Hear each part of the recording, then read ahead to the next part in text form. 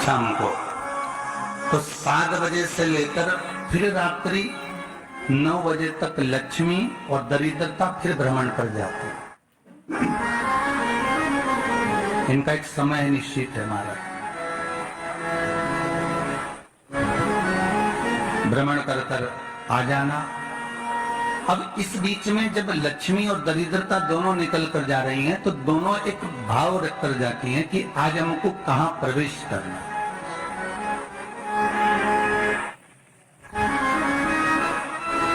आज हमें किस जगह पर प्रवेश करना है, आज हमें कहां पहुंचना है, आज हमें किस जगह जाना है। और जिस नगर में जिस मार्ग से लक्ष्मी और दरिद्रता निकल कर जाती है, ये दोनों का जब निकलना होता है, इनको स्थान दिया गया जहां पर स्वच्छता हो, घर के दरवाजे पर रंगोली डली हुई हो, द्वार पर जल छीटा गया हो। महाराज उस द्वार पर लक्ष्मी प्रवेश करती है तो दरिद्रता भी जाने लगती है अंदर। जब दरिद्रता अंदर जाने लगती है तो लक्ष्मी उसको रोक देती है। पहले मैं देखकर आती हूं कि तेरे लिए स्थान है कि नहीं, तू यहां रुक।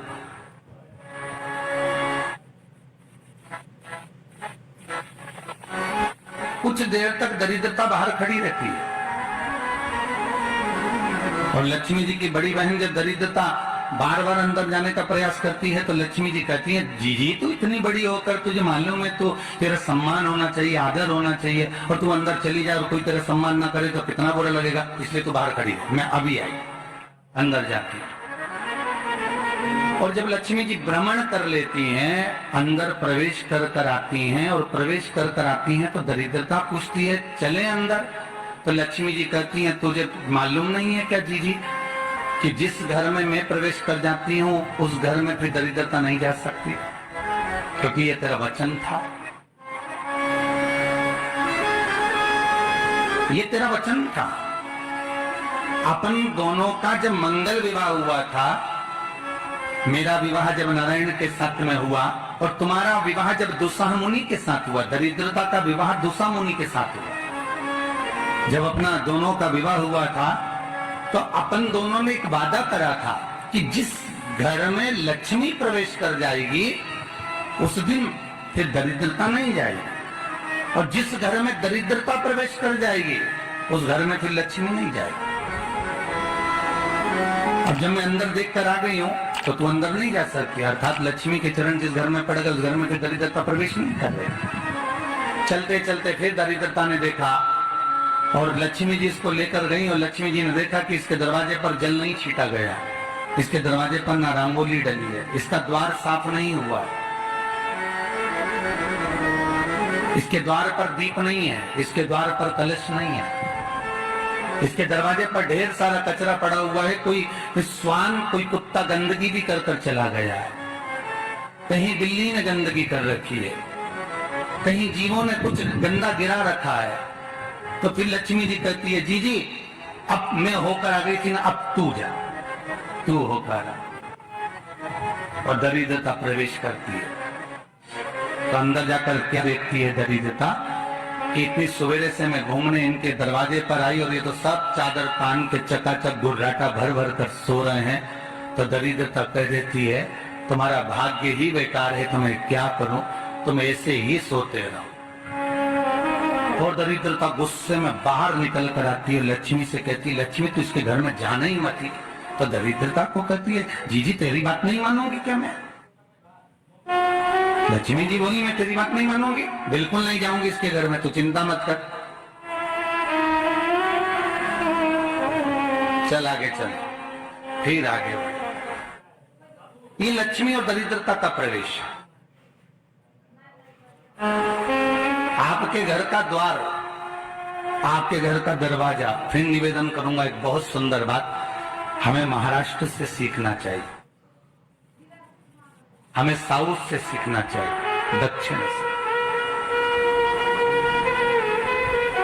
जिस समय पर भक्ति देवी यमुना जी के घाट पर रो रही थी, अपने पुत्र ज्ञान और वैराग्य को गोदी में लेकर, समय देव ऋषि नारद ने प्रश्न किया था कि तुम कहां पर पोषित हुई हो,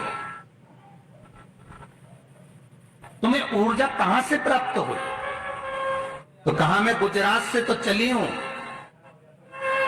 और वहां से चलती चलती भक्ति देवी कहती है मैं बहुत दुखी होकर, बूढ़ी होकर, द्रवित होकर, बड़ी दुख में वहां से चलते चलते जब मैं महाराष्ट्र में पहुंची तो मैंने वहां जाकर देखा कि वहां पर लोग हर पल हर घड़ी ब्रह्म मुहूर्त में उठकर स्मरण करते हैं, नाम जाप करते हैं और दरवाजे पर जल छींट कर रंगोली डालते हैं।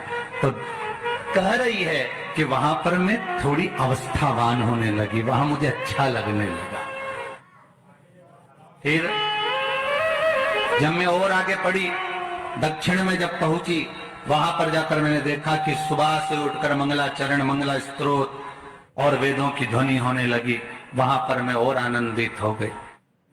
हमें कुछ चीजें महाराष्ट्र से सीखना चाहिए कि वहां रहने वाले जो भगत हैं, वारकरी संप्रदाय के जो भक्त होते हैं, वैष्णव जो धर्म के भक्त होते हैं, उनका नियम है सवेरे के समय घर में पानी है कि नहीं है, पर जब भी वो घर का दरवाजे के बाहर थोड़ा ना थोड़ा पानी तो छींट ही देते हैं।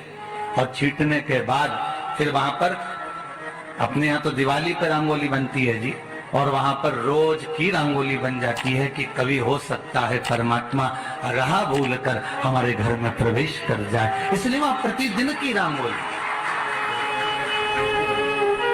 प्रतिदिन।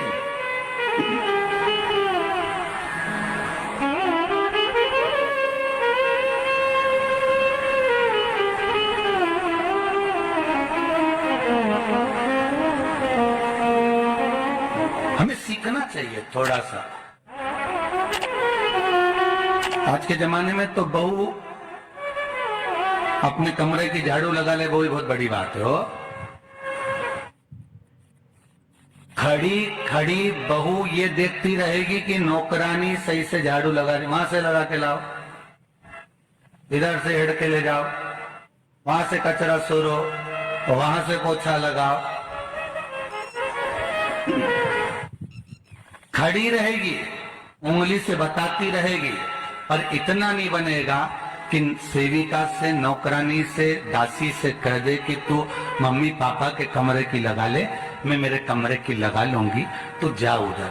थोड़ा दया का भाव अगर होता तो उसके मन में भी आता कि मेरी बड़ी सेठानी तो अपनी जगह पर है, पर छोटी तो सेठानी की भी बड़ी सेठानी है जो मुझ पर करुणा करती रहती है।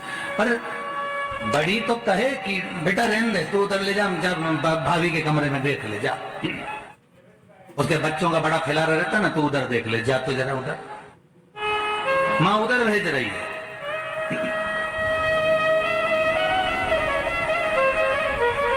थोड़ा सेवा का भाव हमारे भीतर।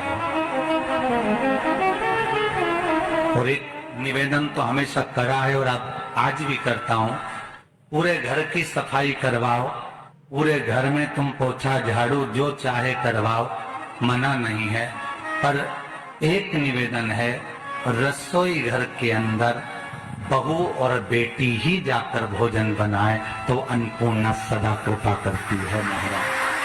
बहू और बेटी।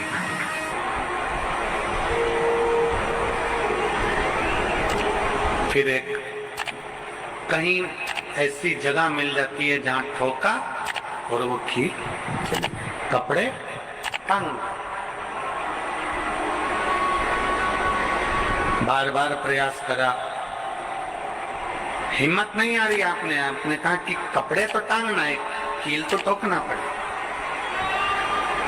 जैसे कील को बार बार ठोका गया, कपड़ा टांगने के लिए एक जगह नहीं लगी, दूसरी जगह नहीं लगी, तीसरी जगह नहीं लगी, चौथी जगह पर प्रयास करते रहे। उसी तरह भगवान शंकर की, लोग कहते हैं कथा एक बार सुन ली, 2 बार सुन ली, 3 बार सुन ली, हम कहते हैं बार बार इस मन रूपी कील को परमात्मा के चरणों में ले जाकर ठोकते रहो। इस मन को भगवान के चरणों में ले जाकर छोड़ते रहो। कथा में इस मन को बार बार ले जाकर ठोकते रहो, एक ना एक दिन ये परमात्मा तक पहुंच ही जाएगी, ये निश्चित। थोड़ा प्रयास आपको करना पड़ेगा, थोड़ी मेहनत आपको करना पड़ेगी, प्रेशर बढ़ा, थोड़ा मेहनत थोड़ा प्रयास आपको करना। और मैंने तेरे ही भरोसे बाबा, तेरे ही भरोसे हवा बिच उड़ती जवानी बाबा, डोर हको कटी जवानी भोले मैं तेरी कदम। अब मन को लगाते रहो, शिव महापुराण की कथा में चित्त लगाते रहो। टीवी खोलो तो शंकर की कथा ढूंढो, टीवी खोलो तो ये देखो कि आस्था चैनल पर कहां कुबेरेश्वर महादेव आ रहा है, कहां कुबेर भंडारी आ रहा है।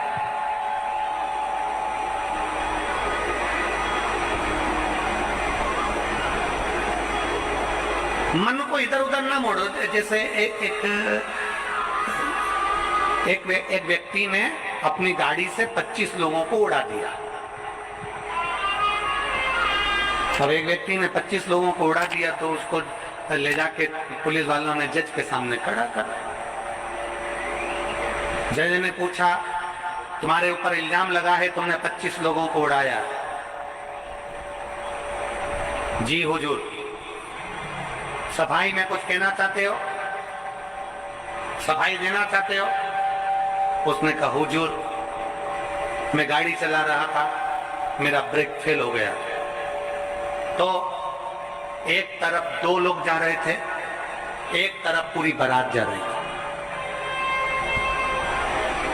अब आप बताओ हुजूर, जज साहब, मुझे गाड़ी का हैंडल कहां घुमाना था? जज साहब ने कहा, 25 लोगों से तो अच्छा था कि 2 लोगों पर गाड़ी चढ़ा, 2 लोगों को उड़ा देता, पर 25 क्यों उड़ाए तूने? जज साहब, आप बिल्कुल सत्य कह रहे हो, मैंने अपना हैंडल 2 लोगों की ओर ही घुमाया था, पर वो बारात में घुस गए थे। मैंने तो 2 के लिए ही हैंडल घुमाया, पर वो बारात में घुस गए। हम भी ऐसे ही हैं, हमें शिव जी को 1 लोटा जल चढ़ाना है, हमें शंकर जी का भजन करना है, हमें भगवान को भजना है, हमें कथा सुनना है। हम जाते बड़े मन से कि हमें कथा सुनना है, कथा सुनना है, कथा सुनना है, कथा सुनना है, और मालूम पड़े कथा में जाकर बैठे, कोई इधर बात कर रहा था, कोई उधर बात कर रहा था, कोई पीछे आवाज लगा रहा था, कोई कुछ नहीं, तो तुरंत जितने बैठे रहेंगे ना, तुम सबका ध्यान एकदम उसी जगह पर मन जाएगा कि कौन ने क्या बोला, कौन ने क्या करा। अरे भाई, तुम आए कहां पर हो? भगवान शिव की कथा को सुनने के लिए। तुम आए कहां पर हो? शंकर को अपने दिल में बिठाने के लिए। तुम आए कहां पर हो? शिव तत्व को जानने के लिए। और अपने चित्त को हम भटका रहे हैं, अपने चित्त को इधर उधर लेकर जा रहे हैं, वो श्रेष्ठता नहीं।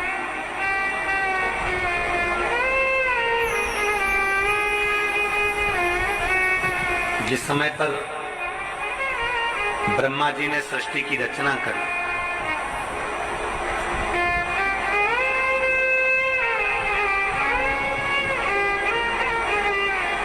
सर्वप्रथम ब्रह्मदेव सृष्टि की रचना करना प्रारंभ करते हैं और देखते हैं कि ये संपूर्ण ब्रह्मांड को मुझे अच्छा बनाना है, प्रबल बनाना है, श्रेष्ठ बनाना है, इसकी रचना करना है, इसका विस्तार करना है। उन्होंने सनकादि ऋषियों को प्रकट किया। सनत कुमारों को जब प्रकट किया, सनत कुमारों को प्रकट करते से सनत कुमार तो भगवान शंकर की, भगवान नारायण की भक्ति में ऐसे डूब गए कि उन्होंने सृष्टि का क्रम आगे बढ़ाया ही नहीं। उन्होंने सृष्टि को आगे बढ़ाया ही नहीं।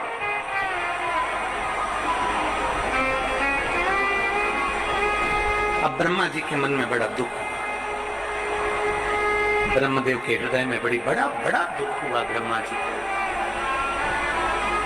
ब्रह्मा जी भगवान नारायण के पास में गए और नारायण के पास में जाकर उन्होंने हाथ जोड़कर निवेदन करा। ब्रह्मा जी बोले हैं, नारायण, मैंने सृष्टि का खंड आगे बढ़ाने के लिए सनकादि ऋषियों को प्रकट किया, मैंने सृष्टि को आगे बढ़ाने के लिए सनकादि ऋषियों को मार्गदर्शन किया, पर ये सनकादि ऋषि तो भगवान की भक्ति में डूब गए, आपके भजन में डूब गए, ये तो कोई सृष्टि को आगे बढ़ाते नहीं है।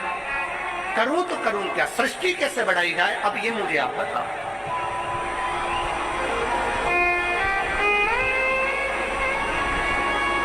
शिव कथा कहती है,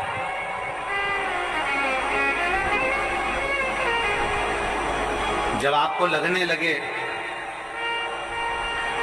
कि मैंने बहुत प्रयास कर लिया और अब मेरा यह कार्य नहीं हो रहा, तब उस जगह पर शिव महापुराण की कथा कहती है कि एक बार शंकर पर विश्वास कर देखो, शंकर पर भरोसा कर देखो। एक पत्र है,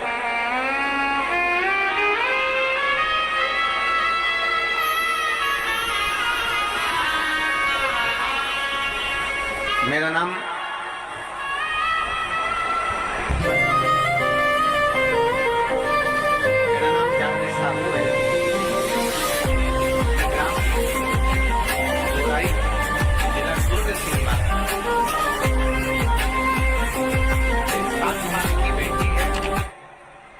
जिसका नाम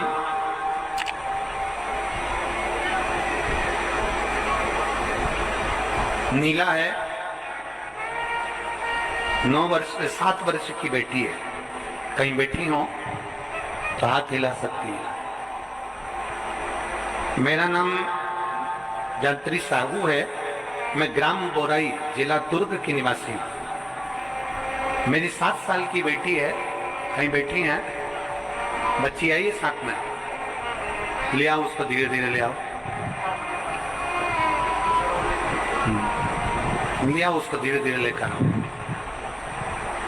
7 साल की बेटी है, 9 फरवरी को स्कूल से आई और अचानक वो बात कर रही थी तो तुतलाने लगी। तुतलाते तुतलाते उसकी आवाज चली गई, गिर गई, कमर, पैर, हाथ कुछ काम नहीं कर रहा। बाद में उसने आंखों को भी बंद कर लिया, सुनने की शक्ति भी चली। गुरुदेव, हम तुरंत उसको लेकर डॉक्टर के पास भागे। जब डॉक्टर के पास गए तो डॉक्टर ने जब जांचें करना प्रारंभ करा और जांच करते करते करते करते मालूम पड़ा कि इसको एक बीमारी हो गई है जो 2 लाख बच्चों में एक बच्चे में होती है, जिसका नाम GBS है।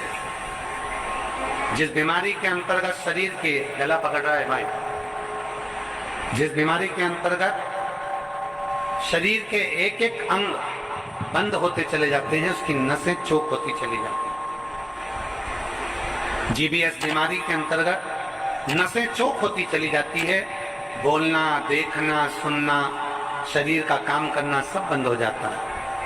डॉक्टर ने कहा ये बीमारी बड़ी खतरनाक है, ये बीमारी ऐसे ठीक नहीं हो सकती, इसको नागपुर ले जाओ। हम अपनी बच्ची को नागपुर लेकर गए। नागपुर में उसका इलाज चालू हुआ। इलाज करवाते करवाते करवाते करवाते 10 दिन हो गए, 15 दिन हो गए, पर बच्ची को होश नहीं आया, वेंटिलेटर पर पड़ी रही। ना बोल पाती, ना चल पाती, ना देख पाती, ना सुन पाती। तब किसी ने कहा कि सीहोर वाला महाराज कथा कहता है, उस कथा को एक बार इस बच्ची के कानों में सुनाना प्रारंभ करो। डॉक्टर को अनुमति नहीं दे रहे थे, पर हमने डॉक्टरों से बोलकर बच्ची के कानों में हेडफोन लगा के कथा कहना प्रारंभ किया। शिव मंदिर जाकर बेलपत्र लाते, उसके पलंग पर रख देते, थोड़ा सा जल लाकर उसके होठों पर लगा देते। 21 दिन निकल गए पर बेटी होश में नहीं आई। 21 दिन तक होश में नहीं आई। धीरे धीरे धीरे धीरे धीरे धीरे डॉक्टर ने कह दिया इसका शरीर ठीक नहीं है, ये GBS बीमारी एक ऐसी बीमारी है जो कभी ठीक नहीं होती है, आप इसको घर ले जा सकते हो, ये ऐसी कैसी ही रहेगी, ना चलेगी, ना बोलेगी, ना देखेगी, ये ऐसी रहेगी। हमने कहा डॉक्टर साहब थोड़ा सा तो इलाज करो। कहा इसका इलाज पूरे भारत में क्या विदेश में भी नहीं है। तब हमने वो बेटी 21 दिन तक ये किया, फिर सीहोर से रुद्राक्ष मंगवाया, उसका जल दिया, फिर पशुपति व्रत किया। ऐसे करते करते 45 दिन निकल गए और 45वें दिन जब हम बेटी को जल देना प्रारंभ करें तब डॉक्टर ने कहा अब इसके शरीर में हलचल हुई है और ये इसको वेंटिलेटर से उतारकर आईसीयू में रखा गया। 45 दिन निकल गए। 45 दिन से फिर धीरे धीरे धीरे धीरे करते करते इलाज तो चलता रहा, पर डॉक्टर बोल रहे थे इसका कोई हल नहीं है, इस बेटी को घर ले जाओ। इसका शरीर काम नहीं कर रहा था, पलंग पर पड़ा हुआ था। फिर हमने भी हिम्मत करी और उसको 2-3 महीना वहां रखा। जब कोई निर्णय नहीं निकला तब हम उसको घर लेकर आ गए। घर पर शिव जी का चढ़ा जल देते, शरीर पर जल लगा देते, बेलपत्री खिला देते, पीस पीस कर उसके मुंह में लगा देते। आज बाबा को धन्यवाद देती हूँ, इतनी बड़ी बीमारी से मेरी बेटी चलना भी प्रारंभ हुई, देखना भी प्रारंभ हुई, सुनना भी प्रारंभ हुई और आज मेरी बेटी का शरीर काम करना प्रारंभ कर दिया। मैं बाबा को यहाँ धन्यवाद देने के लिए एक शिव तत्व गला पकड़ रहा है, खींच के बोलना पड़ रहा है। शिव के प्रति एक अविरल भक्ति, शंकर के प्रति एक विश्वास, एक भरोसा जागृत।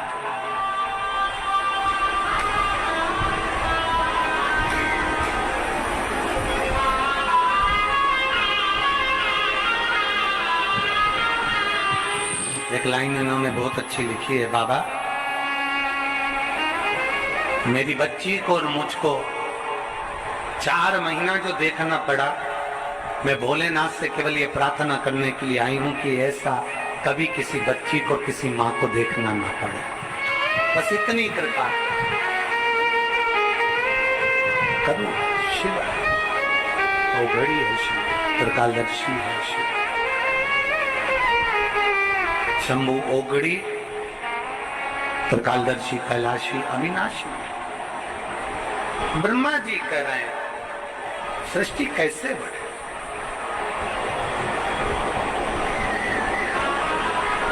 सृष्टि की रचना कैसे हो। भगवान नारायण ने कहा कि आप एक काम करो, भगवान शिव के पास में जाओ, शंकर जी के, देवादिदेव महादेव के पास में जैसे ही पहुंचे, भगवान शंकर से प्रार्थना करी ब्रह्मा जी ने कि मैं सृष्टि को कैसे बढ़ाऊं, मैं सृष्टि की रचना कैसे करूं, इसको बढ़ाऊं कैसे।